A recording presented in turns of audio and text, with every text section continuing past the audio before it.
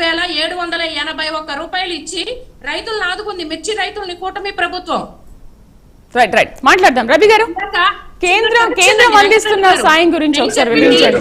ధాన్యం కొనుగోలులో వినిలా గారు ఇద్దరు మాట్లాడాలి, ఇంకా ఇద్దరు మాట్లాడాలి ఉన్నటువంటి టర్మ్ లో. Right right okay. రవి గారు. శ్రీదేవి గారు, ముందుగా మీకు తోటి ప్యానలిస్టులకి ప్రైమ్ మినిస్టర్ శుభోదయం అండి. 4 పార్టీలు ఉన్నప్పుడు మీరు ఒక రౌండ్ అందరినీ తిప్పండి మేడం శ్రీదేవి గారు, ఆ తర్వాత మీరు మళ్ళీ వాళ్ళని అడగండి. అంటే ఇప్పుడు సురేష్ గారు మాట్లాడిన దానికి వినిలా గారు ఆన్సర్ చేస్తానన్నారు. రాయపాటి అరుణ గారు లేకపోతే వినిలా గారు అనేది ఓకే. టీడీపీ నుంచి ఆ క్వశ్చన్ టీడీపీ నుంచి అయితే ఆన్సర్ మనకు వస్తుందని చెప్పి నేను వినిలా గారికి ఆన్సర్ ఇచ్చాను. ఓకే, ఇంకా టైం వేస్ట్ వద్దు. నలుగురు పిలవకూడదు, అప్పుడు ఇద్దరిని పిలుచుకొని కూర్చోవాలి మీరు. ఓకే, మీరు చెప్పండి శ్రీదేవి గారు. ఇప్పుడు ఈ నెల ఆగస్టు మాసం మొత్తం చూసుకుంటే మాకున్నటువంటి రాష్ట్ర ఎన్డీఏ ప్రభుత్వం సంక్షేమాల సంబరాలు రాష్ట్రంలో మొదలైనని చెప్పాలండి. ఎందుకంటే అటు రైతాంగమే కాదు, ఇటు సామాజిక పెన్షన్లు 1వ తారీఖు నుంచి ఏ రకంగా నిన్న చంద్రబాబు నాయుడు గారు మా ముఖ్యమంత్రి గారు ఏ రకంగా ఇచ్చారో, అందరూ గ్రౌండ్ లెవెల్లో ఎమ్మెల్యేలు ఎంపీల వరకు ఏ రకంగా సామాజిక పెన్షన్లు ఇంటి దగ్గరికి వెళ్ళి ఇచ్చి మనం చూసాం. అలాగే ఈ రోజు రైతాంగం సంబంధించి సంబరాలు ఏ రకంగా దేశవ్యాప్తంగా 10 కోట్ల మంది సన్న చిన్నకారు రైతులకి దగ్గరగా ఇప్పుడు వరకు 19 విడతలు కేంద్ర ప్రభుత్వం ప్రధాని నరేంద్ర మోడీ గారు 6,000 రూపాయలు వారి ఖాతాల్లో నేరుగా జమ చేశారు. దానికి సంబంధించి ఇప్పుడు వరకు 3.7 లక్షల కోట్ల రూపాయల వరకు నేరుగా జమ చేశారు. ఈ రోజు 20వ విడత కాశీ మహానగరం నుంచి ప్రధానమంత్రి నరేంద్ర మోడీ గారు 10 కోట్ల మంది రైతులకి 20,000 కోట్ల రూపాయలు వారి ఖాతాలో జమ చేస్తున్నారు. దానిలో భాగంగా ఈ రోజు మా ఎన్డీఏ రాష్ట్ర ప్రభుత్వం కూడా, మా ప్రభుత్వం కూడా ఇక్కడ ఉన్నటువంటి 46,85,000 మంది సన్న చిన్నకారు రైతుల ఖాతాల్లో 5,000 రూపాయలు, ఒక్కో రైతుకి 5,000 రూపాయలు చొప్పున 2,500 కోట్లు జమ చేయబోతున్నారు. ఇది అత్యంత అద్భుతమైన విషయం. 7,000 రూపాయలు రాష్ట్రంలో ఉన్నటువంటి 46,85,000 కుటుంబాలకి లబ్ధి చేయబోతుంది. కుటుంబం అంటే కుటుంబం నలుగురు వేసుకున్న దగ్గర 2 కోట్ల మంది కుటుంబాలకి లబ్ధి చేకూరిపోతుంది. చాలా చాలా మంచి విషయం.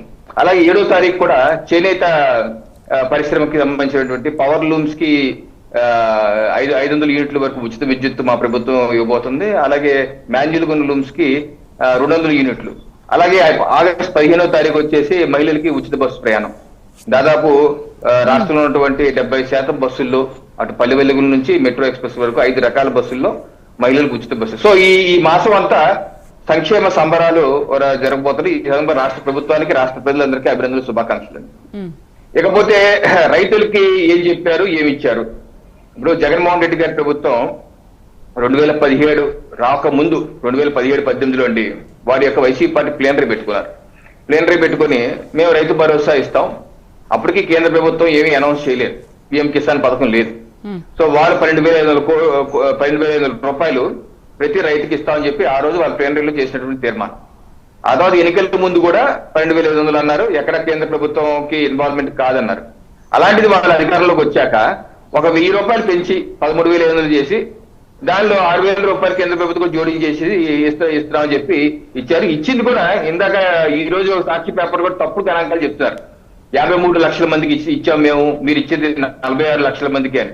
చూడండి, సాక్షి పేపర్ లో ఇచ్చింది మే 2016, మే 2022లో వాళ్ళు చెప్పింది ఎంత తెలుసా? ఇక 46,69,375 కుటుంబాలకి 6,173 కోట్ల రూపాయలు జమ చేస్తున్నాం అని చెప్పేసి ఆ పేపర్ లో వచ్చినటువంటి స్టేట్మెంట్. సో ఇలాగా 46 లక్షలతో మొదలు పెట్టారు, ఆ తర్వాత 50 లక్షలకు ఇచ్చారు, మళ్ళీ వెనక్కి వచ్చారు. అంతేగాని సంవత్సరం పొడుగు ప్రతి ఏడాది 53 లక్షలకు ఇచ్చిందని మాత్రం అవాస్తవం. చివరిసారిగా రైతు భరోసా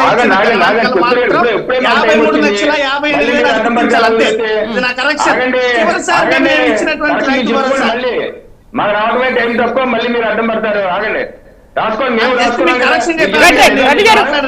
మీరు చెప్పేది నిజాలు చెప్పారా? మేమైనా అడ్డం పడ్డామా? మీరు చెప్పేది నిజాలు చెప్పారా ఏంటి? నేను చెప్పేది ఏంటంటే 2024 ఎన్నికల ముందు కూడా సురేష్ గారు ప్లీజ్ సురేష్ గారు సురేష్ గారు మేము మాట్లాడలేమో. రవికిరణ్ గారు అంటే ఒక క్వశ్చన్ ఏంటంటే రవికిరణ్ గారు మీరు చెప్పినటువంటి సురేష్ గారు ప్లీజ్ చెప్పాను అంతే అండి, మీతో నేనేం ఇంటరప్ట్ చేయాలని కాదు. ఓకే ఓకే ఓకే కాదు మీరే చెప్పక్కర్లేదు.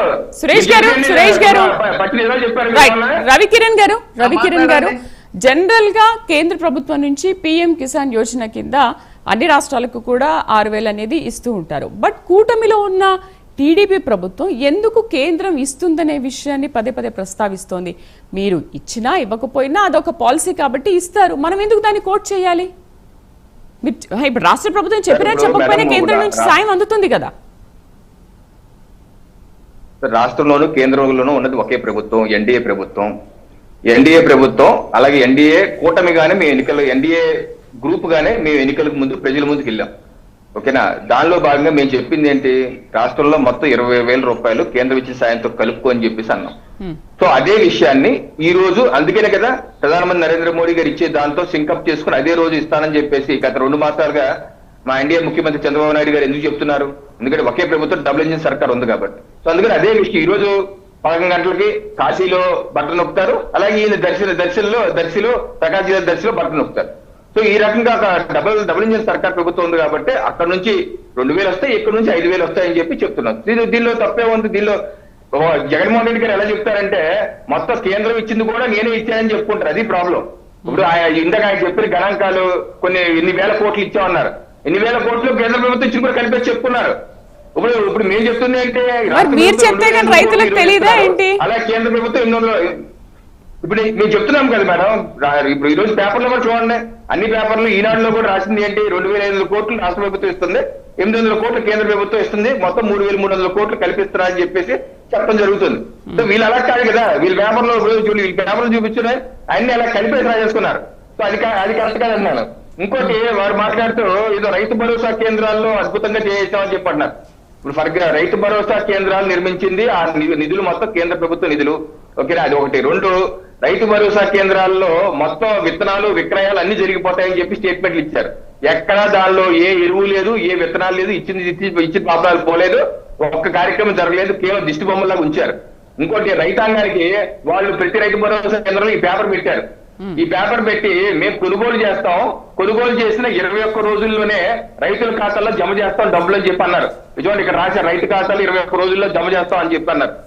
ఈ పేపర్లకే పరిమితం చేశారు కానీ ఏ ఒక్క రోజు కూడా 21 రోజుల్లో ఇచ్చింది లేదు. ఇస్తే మరి మా ప్రభుత్వం వచ్చే సమయానికి దగ్గర 2,000 కోట్ల వరకు బకాయిలు ఏ రకంగా ఉన్న రైతులకి, ఏ రకంగా 2,000 కోట్ల వరకు వాళ్ళు అన్నారు ఇందాక 900 కోట్ల బకాయిలు ఉన్నాయి. మీరు 2,000 కోట్ల బకాయిలు పెట్టిపోయారు కదా. యువజన శ్రామిక రైతు కాంగ్రెస్ పార్టీ కదా.